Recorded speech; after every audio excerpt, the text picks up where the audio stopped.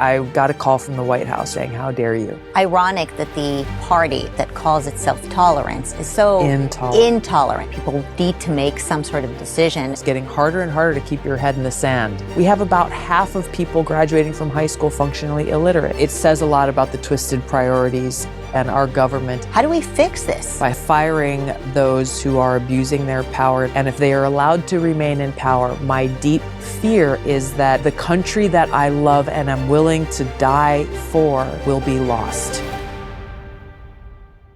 This is going to be a lot of fun. Yes. Our audience is going to just love this. Okay, so you're one of my favorite troublemakers. I'm actually creating a collection of positive role models that are willing to cause trouble. Yes. We need them. We need more. We need more, right? I want to start with the obvious. Tulsi, you have been a disappointment to the Democratic Party. To say the least. Raised you from an early age, I think in your 20s, and they couldn't control you. And so now they hate you. Can you tell me a little bit about that? Yes. First, just to comment on the growing group of troublemakers. There was a, former civil rights leader, Congressman John Lewis, who has since passed away. But one of the things that he has often said and been known for was encouraging people to go out and make good trouble. And so I'm at a point in my life at this moment where, I don't hold any public office. I'm not like, oh, I'm employed by this company or that or whatever. People are like, well, what are you doing now? I was like, this is my answer now, because it's a hard question. There's not a one-word answer to that. It's just that I'm making good trouble wherever I can. Yeah. So I appreciate you, your team, and we talked a little bit earlier. Just I've admired you guys from a distance for a really long time. I first came across PragerU's content online and on social media, and just admired how you took different issues. Sometimes they're complex, sometimes they're not, but really broke them down in a way that's very practical, easily consumable. All the imagery and everything else, just phenomenal work in helping us to have a more educated and informed society. That's one of the things where the Democrat elite of today, where we have parted ways. I was homeschooled in Hawaii. I'm the fourth of 5 kids. And I'm so grateful that our parents chose to homeschool us at a time when it was not a thing. I think it has become increasingly popularized, even though there's still a bit of a stigma around it. But through that learning experience, they were small business owners. We had a family restaurant. So we all 5 of us worked at the restaurant in one capacity or another. Just learning great work ethic, seek out information. They never dictated to us like, this is what you must believe or this is what your politics must be. They encouraged all of us to find those answers for ourselves, to gather information and to think critically and to ask questions, and whether they be around themes or issues or topics or even just decisions that we made in our own lives for ourselves, is think through what the consequences of your decision will be, knowing that you have to live with them. I can't live your life for you. And just being raised in that way, I'm incredibly grateful to them for, because even as I was 21 years old in Hawaii, preparing to run for office for the first time, really motivated out of a passion that I had and still have for the environment, and really being custodians for what Mother Nature has provided rather than just exploiters, was what caused me to start to think about getting involved with politics. And a lot of it was centered around clean water. We are the most remote island chain in the world in Hawaii. And there was an instance where somebody wanted to come in and build a landfill over one of our water aquifers, which provided clean drinking water for 30% of the population on the island of Oahu. And so it was, as a late teenager, I helped gather signatures against it. And the long story short was, we won. The people won. And the landfill guy was trying to grease the skids with his friends, politicians, donors, whatever, they lost. And for me as a teenager, it showed me what's possible when, we come together around common cause to make a difference. So when I was about to run for office, 21 years old, not affiliated with a party, no natural, like no lineage of politics from my parents or grandparents or whatever. No college degree. No college degree, which my Republican opponent at the time pointed out at every opportunity. What I saw in Hawaii's history of politics with the Democratic Party, but also some key national figures like President JFK and Martin Luther King and some others, I was drawn to a party that appeared to stand for free speech, that seemed to welcome people from all different backgrounds, different ideas, encouraged discussion, stood up for civil liberties and privacy and against the big arm of government overreach into the most personal parts of our lives. These were things that I appreciated and felt aligned with. And so I joined the Democratic Party.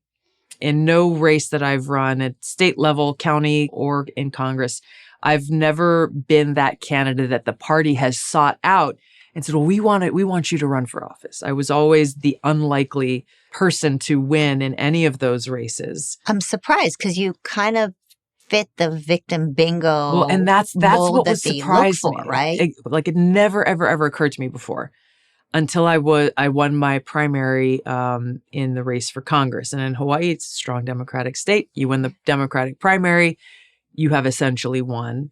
And what you're talking about, happened right away. It was, maybe a week after the election, I got a call from Nancy Pelosi. I served in the National Guard at the time, and I was just wrapping up my National Guard duty. And I got a call, and she said, this is Nancy Pelosi. Congratulations on your win. We're looking forward to having you in Congress. Would you like to come and speak at the Democratic National Convention on the main stage during prime time about veterans? We'll give you a couple of minutes to do it. And I was like, of course, I'd love to have that opportunity. And what happened starting at that point was very surreal. To have people on CNN and MSNBC around the convention saying, oh, so-and-so famous actor is going to play Tulsi Gabbard in the movie, or all this stuff. A few months later, Vogue called and we want to do a spread and a whole profile piece. And I was asked to be vice chair of the DNC within weeks of swearing into Congress, something that I had no idea. My answer literally was, what is a vice chair of the DNC? And what do they do? What are you really asking? I bet we still wonder. I know. Truly. And it's defined differently by different people depending on who's in charge. But all of these things, and there's so many, I was invited to the White House Correspondents' Dinner my first year in Congress. And I had people who'd been there for a decade. They're like, how come I've never been invited? Yeah. And you get to go. I'm just like, perfect. But that's what it was. That's exactly what it was, Marissa. And that became very clear as I was 31 years old.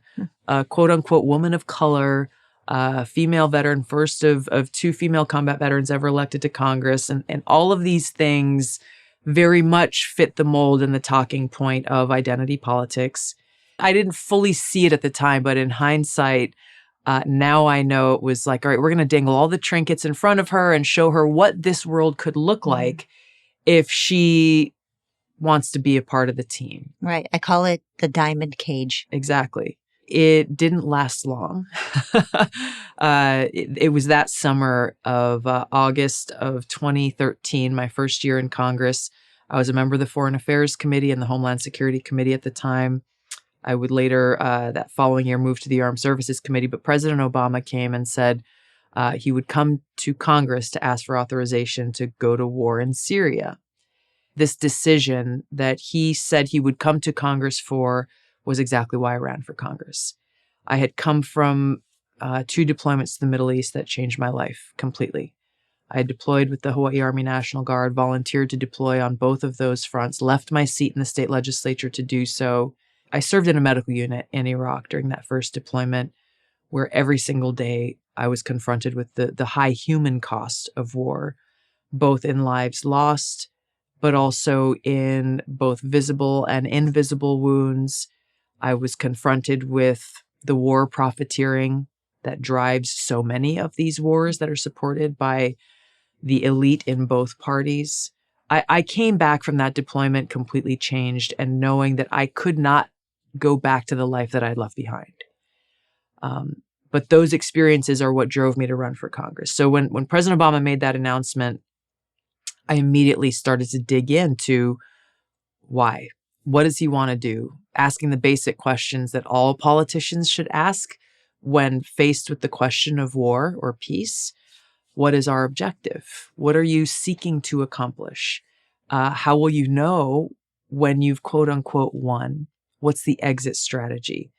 What will you do if they counterattack in some fashion? So these questions that are basic, common sense questions, I asked of the administration. It was Secretary of State John Kerry at the time and others from the White House, the Department of Defense, the State Department, in open and closed hearings. And what surprised me most was that even in, again, this is 2013, we'd been at war in Iraq for quite some time. And there were a lot of people who I would have hoped had learned some lessons. They didn't have answers to those basic questions that I asked. Like, oh, we're going to go drop some bombs to send a message. I said, okay, well, how will they likely react to this military attack on their country? Oh, we don't think they will. Really? And so on and so forth. All of that work that I did caused me to conclude that going and launching another war that would be the first strike in a regime change war, which is what the Obama administration was pushing for, would ultimately not end well for us or the Syrian people, and had a strong likelihood we would end up in yet another quagmire, not only between the United States and Syria, but it would likely turn into a regional war. Came out and wrote an op-ed stating this, and immediately got a call from the White House within 24 hours saying, how dare you? Not, hey, tell us more about your position, or how can we provide you with, new information or arguments to address your valid concerns. You're a veteran, you've been deployed to the Middle East, you have a certain experience that maybe we can learn. Nothing like that. It was, how dare you go against your president? How dare you, as a freshman Democrat, you haven't even been here a minute, and you're challenging the leader of your party and one who comes from was born in your home state in Hawaii. It was surprising to me that they didn't care at all about the seriousness of the objections that I raised, the concerns that I raised, and what was really at stake. All they cared about was, why are you not being a team player? How dare you betray your president? And in my heart, they were betraying my brothers and sisters in uniform. And it showed me that they really didn't care. After that, there was more opposition that came to what he was asking. So he never actually came, and it was never brought to a vote. And ultimately, he did not take that action. But that was the first sign to them and the Democratic leadership that I wasn't going to be the one to just smile for the cameras and vote according to what they send out in the email every morning, that I was going to question them and had no qualms about standing up against them when I knew that it was the right thing to do. Yeah, it sounds like you may have felt like they wanted your diversity of appearance. They didn't really want your diversity of thought. That wasn't really welcomed. Yeah. At what point did you realize that the issue that you had with the left was not just about the military industrial complex, but at what point did you say, wait a second, I actually don't even belong here at all, right? Because it sounds like you've just completely left the left. Yes. It was different things over time. I'll give you an example. While I was in Congress, there was the earth-shattering news about how horrible the wait times at the VA were. I know you remember that veterans were having to wait sometimes a year just to get an appointment. We saw examples of physical abuse from VA employees to veterans that were documented on closed circuit cameras within different VAs. All of these different things were coming to light at a time when the growing numbers of veterans were increasingly becoming post 9/11 generation veterans, my generation. And Hawaii is a strong union state. unions in Hawaii, their history and why Hawaii became such a strong union state was these unions were the voice for everyday working people who were essentially being abused and taken advantage of by what was back then the four wealthy landowners in Hawaii. Without getting into all the history, that beginning of, the good intentions behind labor unions was a very real thing. And if unions had stuck to that, I think we'd be in a very different place. But this legislation that I was a part of and supported in Congress would have made it easier to fire employees, government employees in the VA who were abusing veterans and essentially not doing their job, fired Wow. for cause. Because even in those examples, when they have video evidence of this abuse taking place, I think it took 4 or 5 years to get rid of that employee. And so, it made me angry, as it should every American, to see this happening. But I also learned a lot about the stranglehold many of these government unions have on power and how it is not in the best interest of the workers who are there to serve people, Right. supposedly. Instead, it became more and more clear that this is a system where it's about political power to feed the bureaucracies and those who are getting the dues that those workers are required to pay to the unions, and helping politicians who will protect the interest of the union bosses rather than the interests of the American people. It really came through. And I had the visit from the union after I took that vote saying, how dare you go against our wishes? Because I think I had probably been endorsed by that union, the American AFGE, American Federal Government Employees Union. And I just found it audacious for them to come to me as a veteran and criticize me for taking a stand to protect veterans and make sure that the VA is focused on caring for veterans rather than protecting abusive employees of the federal government. And so it was things like that over time where, at the outset, and I will say this, is like, well, I try to assume the best in people.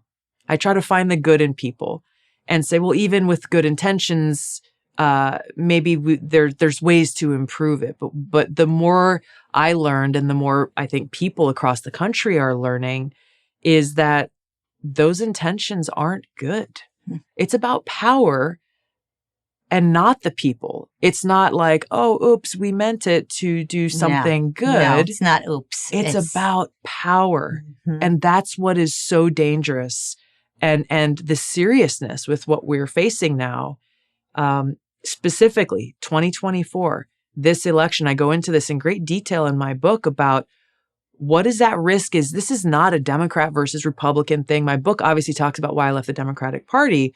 But this is a situation where we have people in positions of power willing to abuse their position in order to preserve their power, so much so that our fundamental freedoms as Americans is what is at risk. You talk about the unions. I relate to this so much because, my background is in education. Right. And whenever I criticize the teachers' unions, the AFD or the NEA, they attack me for saying that I'm anti-teacher. Yeah. And I'm not anti-teacher. I'm anti-union bosses. I'm anti, the corrupt elite. And when you talk about how this problem is really not a left versus right problem, it really is a problem of big government elites, the people who are basically puppeteering this entire space, and the rest of us who are really starting to ask questions. Yeah.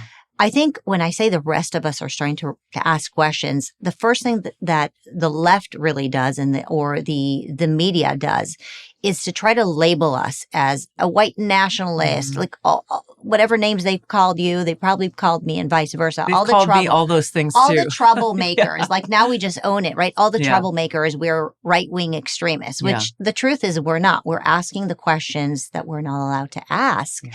And I think there are a lot of people who are in this purgatory space. It started with Dave Rubin. I remember Dave Rubin came into PragerU and I said, you left the left. And I said it publicly, said, don't say that I'm not on the left anymore, right?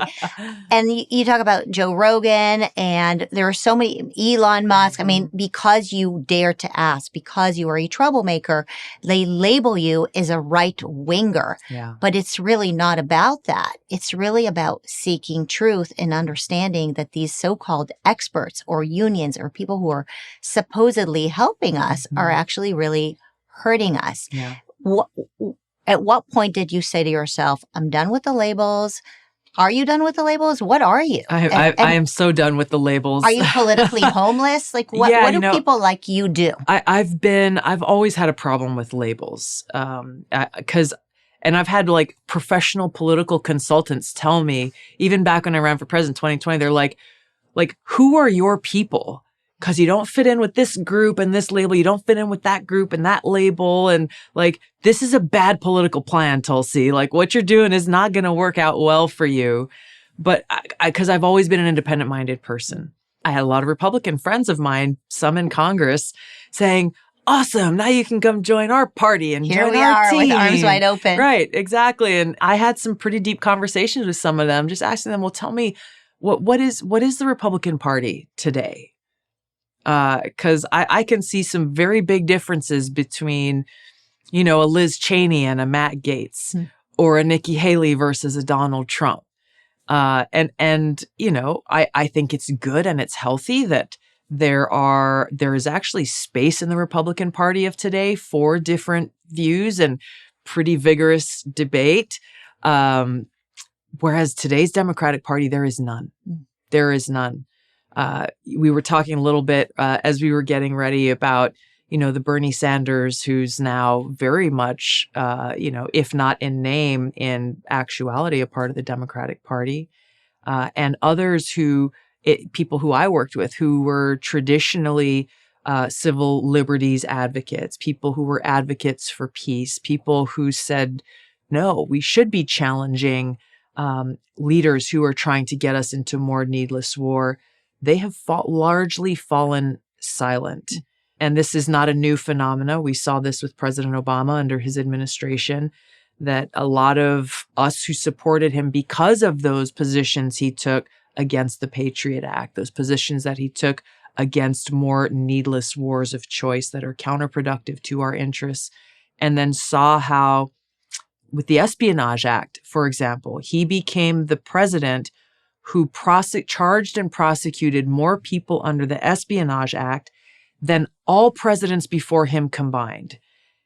An act that has largely been used as a political weapon. With Daniel Ellsberg, who released the Pentagon Papers. And then you look at President Trump, who's facing over 300 years in prison because of Espionage Act charges, and the double standard that's there when you look at President Biden and Hillary Clinton, all these other people who have done the very same things that he is being accused of. There is so much that's going on that is causing more and more Democrats, independents, Americans as a whole, to be confronted with this reality of how those in power are abusing their power. It's getting harder and harder to keep your head in the sand. But the silver lining there is that I think it's waking up a lot of people who aren't rushing to join one party or another party. But my hope is that they're recognizing that the only way that we fix what is being attacked and destroyed in the sense of our rights that are enshrined in the Constitution, the only way we fix that is if every one of us takes responsibility and ensures that we really do have a government of, by, and for the people. And lift our voices and cast our votes accordingly. Well, ultimately, people can't stay in purgatory, right? People need to make some sort of decision. It's ironic that the party or the group that calls itself tolerance is so intolerant, right? There is no tolerance on the left. And when you talk about how maybe people will say that the right is discombobulated, right? Because you have so much diversity. But isn't diversity better than the uniformity that is required on the left? I actually think that the silver lining is that people are seeing that as well. Yes. And when you talk about the things that people are waking up to, right? Whether it's the military industrial complex, or the issue with the food pyramid being completely upside down and what the AMA is telling Americans about what is healthy and what is not healthy. Or you just talk about even mental health complex of medicating our children. I mean, these examples can go on and on. We mentioned the unions, the teachers' unions. People seem to be waking up as if this is something new, right? It's like, oh my God, what has happened to America over the last 5 or 10 years? I can't believe what has happened to this amazing country. Can we just go back to the 80s? And part of me says, okay, yes, things do feel like they're way worse. Maybe our eyes are starting to see something, but maybe our eyes have been really blocked from seeing the truth for a long time, because in your book, you outline a history of corruption, not something that has happened over the last 10 years. The New York Times has been lying to America for years, and that is our paper of record. So is it getting worse? Is this stuff new? Or are Americans actually starting to see something that in the past, people like you, elected officials like you, who spoke against the narrative, who broke through that diamond cage, people like you are now actually being able to speak out. Is that the new part here, or are things worse? I think it's a combination of all of those things. The things that we are seeing happening now and today, their actions are becoming more and more brazen and being done in broad daylight. Whereas in the past, maybe they were done behind closed doors and they were able to keep the secret and put on this show, create this facade of reality that actually wasn't very real at all, because they wanted us to live in some kind of blissful ignorance and believing that they have our best interest at heart, when in fact they have been interested in serving a corporate interest or a big donor interest, whether it be, as you mentioned, pretty powerfully in the area of war and peace, with President Eisenhower warning us back then of what we are seeing today. This is how we know it's been going on for a very long time. Wars being waged and regimes being toppled to help the produce industry in America. There are a lot of different examples that show us that this has been going on for quite some time. I think this is part of the difference is twofold, is now they're doing it in broad daylight and essentially normalizing it, and doing so very often in the name of saving democracy or national security, to get us to accept their power grab and their undermining of our fundamental liberties. And secondly, the skepticism that more and more people have for what they're hearing on cable news. And maybe not, if they're not recognizing it fully, getting the inkling like, hey, all these people are saying the same thing, and looking for other media sources through social media or online or whatever the case may be, listening to podcasts, watching content that you're creating here. People are being exposed to far more voices who have unique experiences and backgrounds than they had access to previously. And this is where I think even as bad as things are, there is opportunity. And I hope even in elections like we saw in Virginia with the election of Governor Youngkin over Terry McAuliffe, who's like, if you could create, a prototype of like a candidate out of the Clinton machine, he's it. He's literally it. And everyone said he was supposed to win that election for governor. It was not even a doubt that he wouldn't win. But what changed? He said parents shouldn't have a right to have a say in their kids' education. And parents heard him. And it didn't matter what he tried to flub his way through retraction. Parents said, no, how dare you in government think you can take away our rights? And they did something about it. And that's the power that we have in our hands if we choose to use it. I think the fact that they're going after the families is what's really waking people up. The debate about what we should do with our children is in every household, right? Yeah. Everybody has kids, whether they have kids or not, everybody has kids in their lives who they care about. And when they hear that the government should take over family rights, right? Pertinent to children, whether they should get vaccinated or they should have gender-affirming care, mutilation, and chemical castration of little children with no say from the parents. I think that is really what's waking people up because it's in our homes. These issues. I mean, obviously, COVID had a big impact on Americans where they were like, wait a second, I can't say I'm not that political anymore. I mean, I remember growing up hearing from friends of mine, "Oh, Marissa, you're so political. I'm not that political anymore." But once it's in your home, once it's in your kids' schools, once it's in your body, once you're hearing that Lucky Charms is healthier for you than fried eggs, like some light bulb has to turn on. And you need to say, this is not about politics. This is about our freedoms and our lives. Exactly. The thing about the Lucky Charms is this is like, are we living in some kind of weird satirical fantasy world where they'll yell cut and like, oh, okay, well, obviously that was stupid. I think it was my first year in Congress. We had a vote that had to do with, may have been the Farm Bill, which is a pretty powerful bill. It sounds pretty innocuous.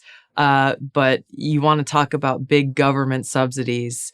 The Farm Bill is a whole thing in and of itself. I believe it was part of the Farm Bill where we had a vote on an amendment that would allow frozen pizzas in schools to qualify as meeting the fruit and vegetable nutrition requirement. I'm laughing, but we should cry. Really, it's horrible. That's horrible. But that's exactly like I could not believe it, and I asked the same question you did. In what world does feeding our children in school nutritious food, including fruits and vegetables, how do you make this frozen pizza fit in that category? Evil.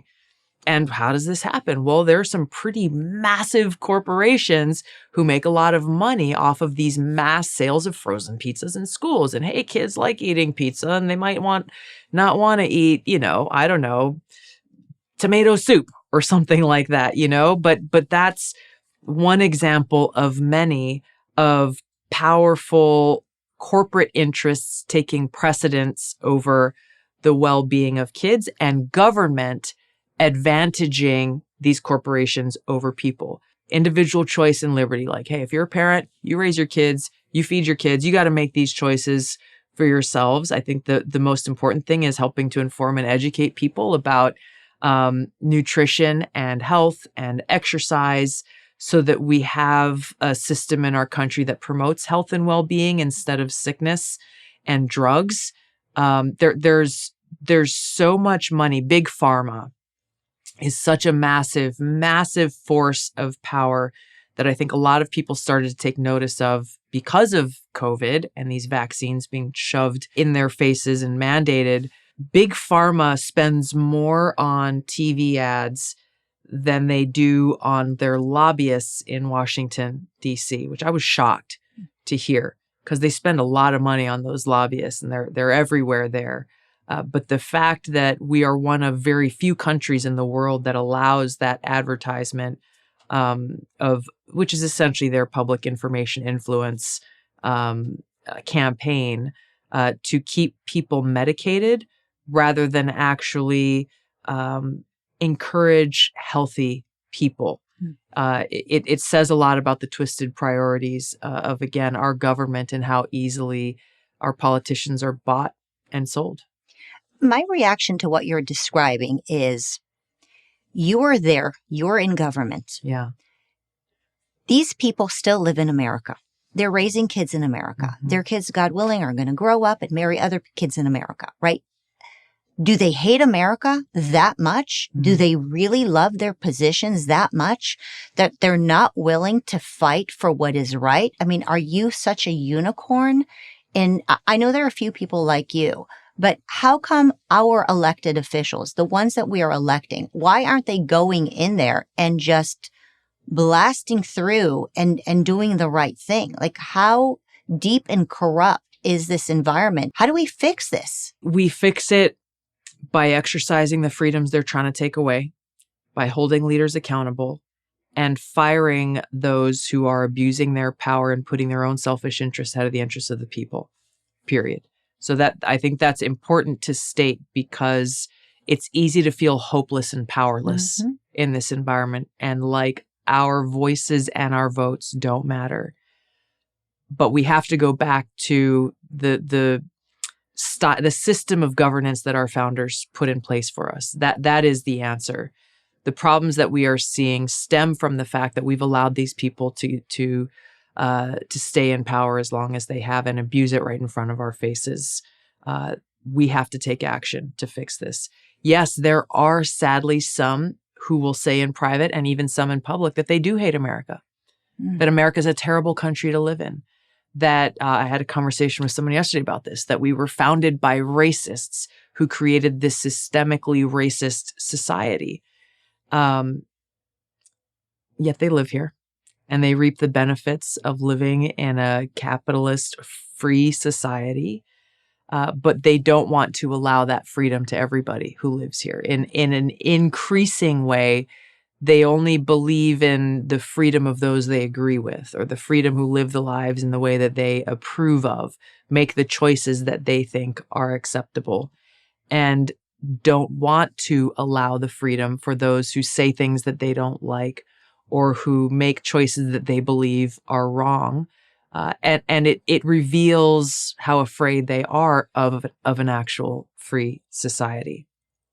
This is the biggest thing that's at stake here. And so you said, well, how does this happen? You know, are all these people just getting into power because they hate America and they don't care about people? I know a lot of people who ran for office with the best of intentions, but who very quickly get swallowed up into this swamp in Washington. And this is people in both parties where maybe like I did, they get a little bit of trinkets dangled in front of their face when they get there, but they, different from me, they actually fall for it and decide that, hey, I really am someone special. You know, I really am someone who wields power over others. This is kind of nice. I think I want to stick around and get some more of this whole insider trading business. These politicians actually think that there's nothing wrong with buying and selling stock based on the information that they know as policymakers and lawmakers in this country, and have no qualms throwing somebody else in jail for doing the same thing, the very same thing. I'll tell you two little stories that showed me kind of the trap doors that too many people fall through. I had not yet been sworn into office. Every year after an election, they bring all the newly elected members to Congress from both parties, and you go through a series of what they call freshman orientation. And it's briefings, it's social events, it's bringing in speakers on different issues, just giving you a little bit of the lay of the land of what to expect, and so on. I went to this social event that happened one evening. I didn't really know what it was. But it was hosted by one of the leaders in the Democratic Party. Showed up there, was on a beautiful rooftop in Washington, D.C. Turns out it was it was all lobbyists who were there. Of course. All lobbyists. And there were 50 new Democrats who were elected to Congress at that time. And so I'm looking around and meeting people and saying hi. And I stood in line to go get a drink. I started talking to the guy who's in front of me in line. He's like, hey, how are you? Where are you from? What do you do? You know, just small talk. And once he read my name tag that I was Congresswoman-elect Tulsi Gabbard, he's like, what are you doing standing in line? It's like, the same thing you are. I want to go get a drink. And he's like, Congresswoman, first thing you need to know is now that you are here, you will never have to stand in any line in this town ever again. And that really took me aback. As like, as long as you comply. Yes, yes. But like, I'm the same person that Correct. I was a week ago, a month ago, 6 months ago. What is it about me that makes me different from you? Because now I have a title that's in a placard on a door. But it's a big problem. A few days later, I went through, there were 84 new members of Congress elected in 2012. It's one of the biggest groups of new people coming in.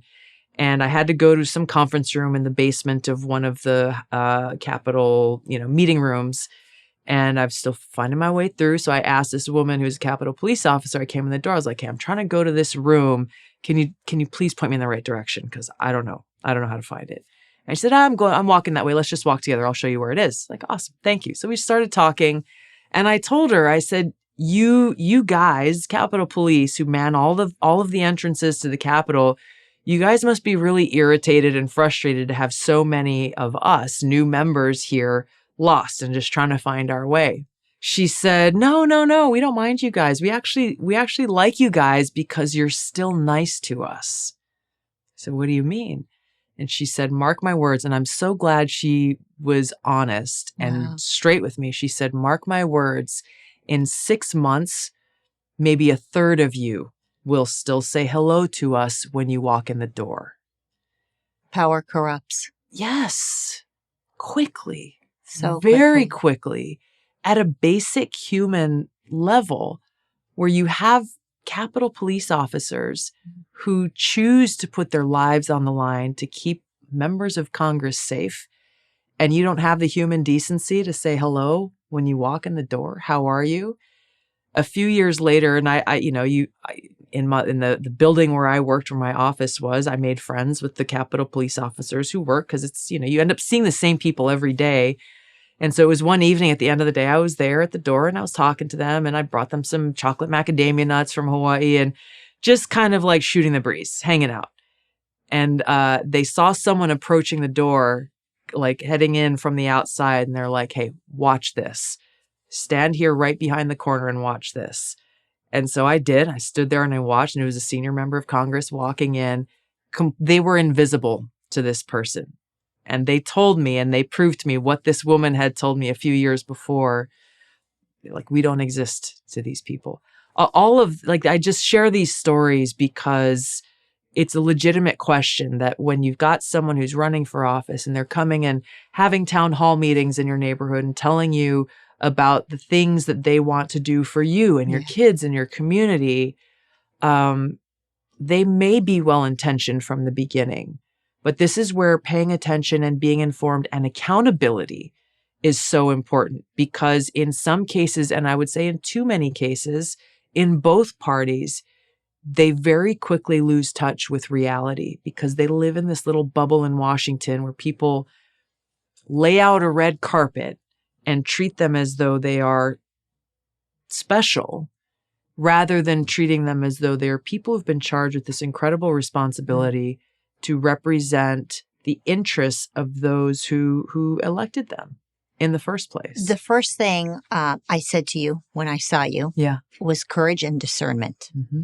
And I don't know if you remember, but I said, Tulsi, I have a hunch that the reason you have the ability to discern is because you were homeschooled. Yeah. Because you were never part of an assembly line. You were never part of a machine. And so you haven't been brainwashed. That's what my parents saw way back when, and why they made that choice not to send us to public school. It wasn't that we weren't allowed to go. One of my older brothers decided in high school, he's like, no, I want to go to public school. My parents said, all right, here's what you can expect. Go for it. He went and he lasted maybe 3 months. And he's like, this sucks. And, he came back and he finished his schooling. But I really do give thanks and credit to my parents for making that decision early on, because they saw the writing on the wall. All parents should have the right to make that choice, whether it's to homeschool or to send your kids to a charter school or a religious school or, a private school or a public school, because we are not all the same. We don't all fit into the cookie cutter assembly line, even though that's it. And this is something I've learned over time. It is intentional to create and grow an entire generation of Americans who are compliant, who receive a certain set of information that has nothing to do with reading and writing and math and science and civics and the Constitution. And, what does all this mean? Who are we as a country? Those are things that, as you pointed out to me when I came in this morning, those actually aren't the most important things to the biggest, most powerful education unions. Mm-hmm. They are not emphasizing that. And it actually shows, and I get into this in the book, when you look at the metrics of performance and effectiveness of our federally controlled education system in this country, we have about half of people graduating from high school functionally illiterate. We have, even in the best performing of schools, only a small percentage of kids who are actually truly uh, literate. And this is so problematic on every level. But with each of the topics that I tackle in my book, I make it a point to draw that through line from the problem, the effects of the problem, and ultimately how it all leads to power. Those who are taking away our freedom, our individual rights and liberties, in this case, the right of a parent to make the best decision for the child that they know best, and to take away that right because of power. They use also their propaganda machine Yes. to make it appear that children who don't go into government schools or organized schools are going to be poorly socialized, incompetent, not able to integrate into society. Yeah. And then here you are, Tulsi Gabbard, incredibly successful, if I may say so. You're clearly able to socialize. You're very articulate. You're probably smarter and have a better ability to discern than most of the people who have gone through the washer. The argument that the Department of Education is the only one that can really create a format for the education of young Americans, there's so much proof that it's wrong and that we've been brainwashed to think that the government will do better than the parents. Do you think that there is any role that the government should play in education? Do you have any thoughts on the Department of Education? Yeah, and this was several years ago when I heard the idea, and maybe it was through legislation. I don't remember exactly the vehicle for this, but someone saying, well, we got to get rid of the Federal Department of Education. And I thought, like, that sounds like a really extreme, radical idea. I don't know about that. Because it wasn't a question that it's not a conversation you're allowed to have in Washington. And all of those threats and those bleak pictures that you've just detailed are what are thrown in your face if you do try to have the conversation. I think it's important for us to question everything, take nothing at face value, recognize what their tactics are to try to stop us from asking questions, and hold them to account and say, okay, if you feel that the Federal Department of Education is critical to our children in this country having a quality education, being set up for success, show me. Show me those metrics that prove your thesis, that prove your point. And they can't, which is why they resort to these attacks and these smears where I think Randy Weingarten from the American Teachers Federation. American Federation for Teachers, thank you. Where she said something along the lines of school choice undermines democracy. It makes no sense. It's actually ironic. Yes. It's the exact opposite of like giving people choice. Usually the case with so many of these things that they say, it is exact opposite of what they're presenting. So yeah, I don't see a role for the Federal Department of Education because I've actually asked these questions, not gotten answers, seen the fear tactics and fear mongering that they foment, and also understand firsthand in my own life, but also the conversations I've had with both parents and teachers, these amazing humans who choose this profession that's tough and it's often thankless and underpaid and all of these things, about how they feel our children can be better educated and informed. And the Federal Department of Education has become a monster that consumes a whole lot of money. To do what exactly? Well, they are dictating to schools and to parents what our children must think and what they must be taught. They have no idea what's good for, local kids in Hawaii, in this small rural town of Waimanalo that has a strong Native Hawaiian constituency that lives in poverty and low income. They don't know what's good. There's a lot of farms. They don't know what's good for these kids in Washington, D.C., nor do they care. The fact that President Biden on the 50th anniversary of Title IX used rules in a backhanded way through the Department of Education to force schools to allow biological boys to compete against biological girls in sports. And if they did not comply, the federal government is going to withhold funding for the free and reduced lunch students, the students who live in such poverty that they can't afford, the $2 or $3 or $4 to go and buy their lunch.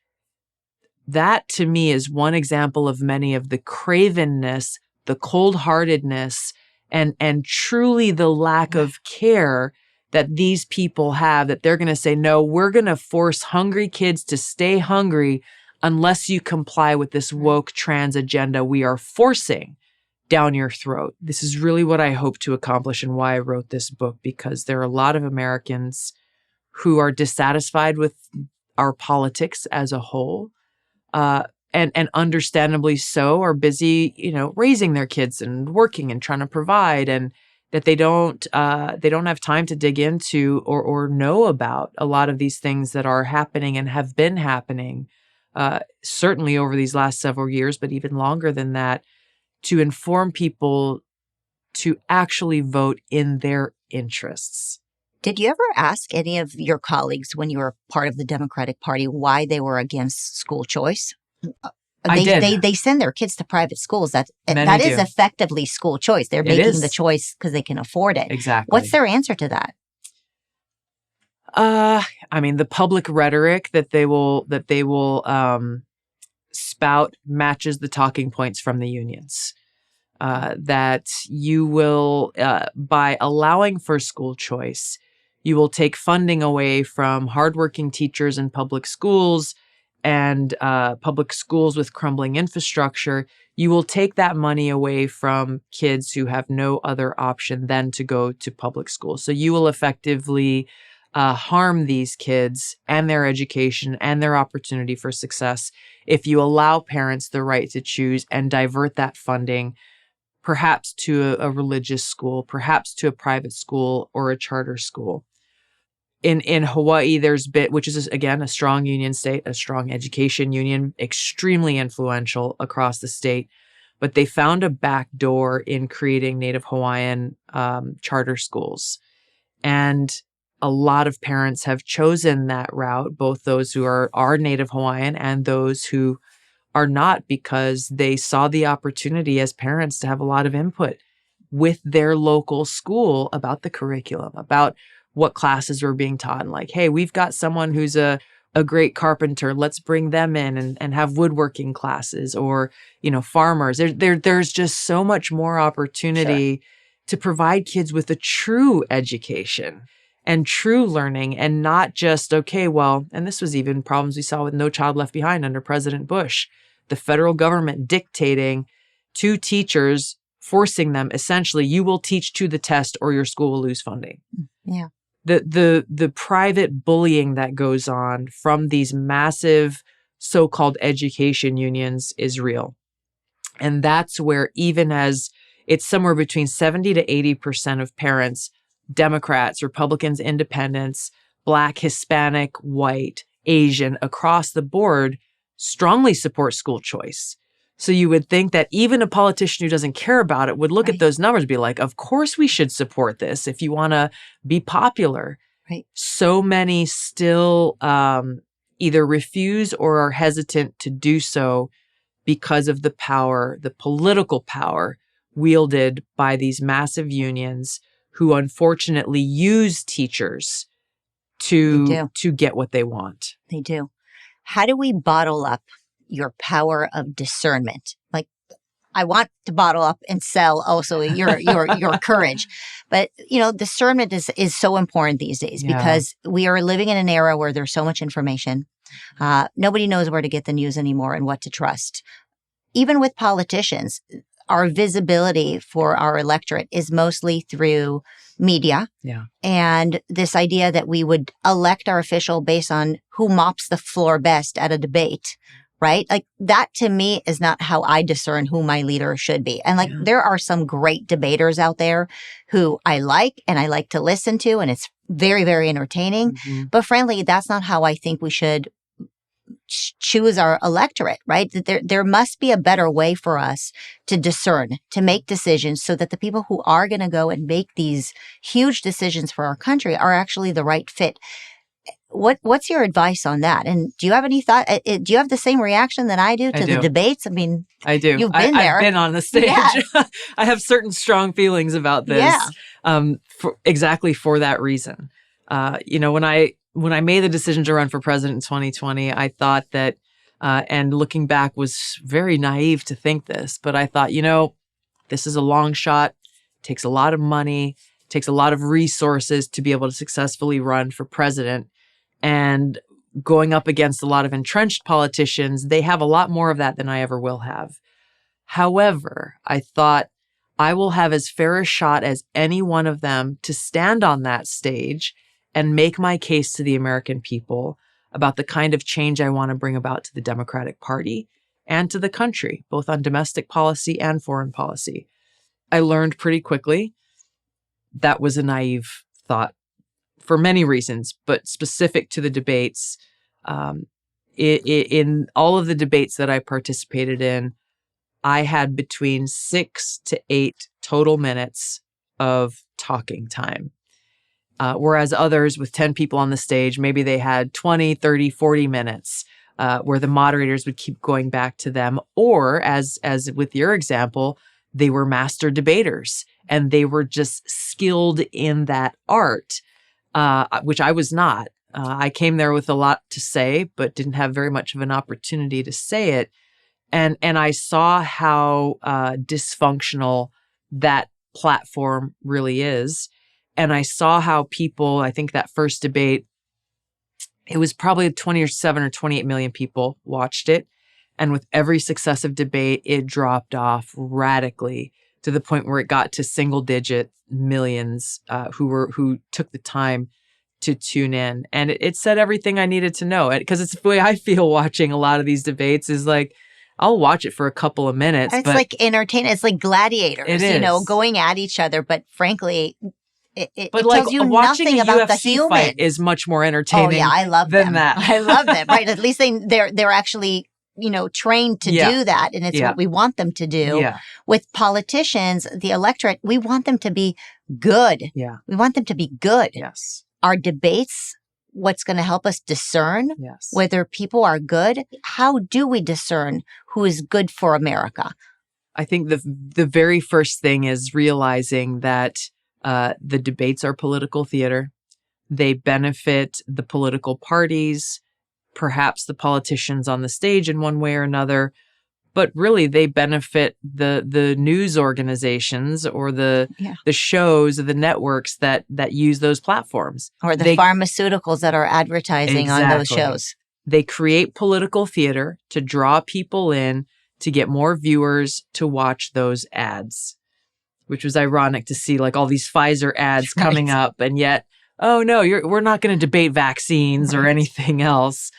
So I think the first thing is recognizing the problem. That is the problem.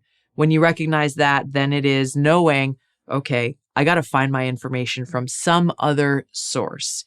To me, there's no single source that any one of us should rely on. I listen to podcasts that range a broad variety of different views.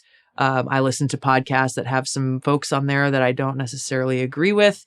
But I'm interested in hearing what's the true argument and counter argument around the most important issues that we face. And I encourage people to do that. That's how you get to discern for yourself, what do I actually believe? Which voices and platforms represent more of the things that I care about and that make more sense in how to actually solve these problems. So, don't take what I say at face value. Don't take anything at face value. Don't be a blind follower for any political party or any, news host. We need leaders who are committed to the Constitution and freedom and who are committed to serving the best interests of the people. So get informed, find those answers, ask those questions of those who are asking for your trust and your vote. And then cast that vote. We cannot stand on the sidelines. There is nothing short of our future to live in a free country at stake in this election in 2024. Make your decision as you will, but know, and I go into this in the book, the elite are intent on taking our freedom away. And if they are allowed to remain in power, my deep fear and concern is that the country that I love and am willing to die for, to protect and defend the safety, security, and freedom of the American people, will be lost. When we lose those freedoms, they become next to impossible to gain back, to get them back. We have to do the work. We have do. to put in the work. And that has to do with every aspect of our lives. We've been told that we can forfeit the education of our children to the industry that can take care of it for us. So we can just, not worry about it, or that we can just trust all the experts, and every research is something that can be trusted and we shouldn't question and we shouldn't put in the work. And, you talk about the political element. We just have to put in the work. And Yes. I know it's really hard to hear because all of us are overwhelmed. We're working full time and we're busy. We have busy lives. Yeah. And now we're hearing from people like you and probably from me that we have to do even more work. And so I'm sympathetic that it's Absolutely. hard. I am. And I know that the ask is huge, but what can be more important? What can be more important than our country, our lives, our children, right? Yes. Those are the things that really matter. Yes. I absolutely love your book. I can't wait for people to read it. I just think it is, you know what? I was thinking as I was reading this, it's a great book to hand to somebody who is questioning. Exactly. We all have a lot of friends in our lives right now who are saying something bizarre is happening. Something Yes. new is happening. I'm seeing something, and just being able to say, you know what? Don't listen to me. Read this book and let me know what you think. Yeah. I think this is just so very helpful. Every college student in America should read this book. We'd be in a much better place. So I would hope so. Appreciate Thank your you. work. I can't wait for your podcast to come back Thank because you. it's brilliant. I Tulsi, appreciate you're amazing. You're Thank you amazing. for the work that you do, the leadership that you provide at a time when you, as I am, and others who are making good trouble, it comes with a lot of attacks. You were talking about death threats that come in. I'm sure they do it at different times. There is risk to being a voice of truth and courage in this society, which is really a sad state of where we are. And so I know that you and those around you, those who you are empowering with your platform, are inspiring and emboldening others to know that they're not alone. We're not and alone. that we all need to, in our own ways, in the ways that we can, find that courage to fight for what we hold dear before it's lost. Yeah. So thank you. Won't give up. Appreciate you.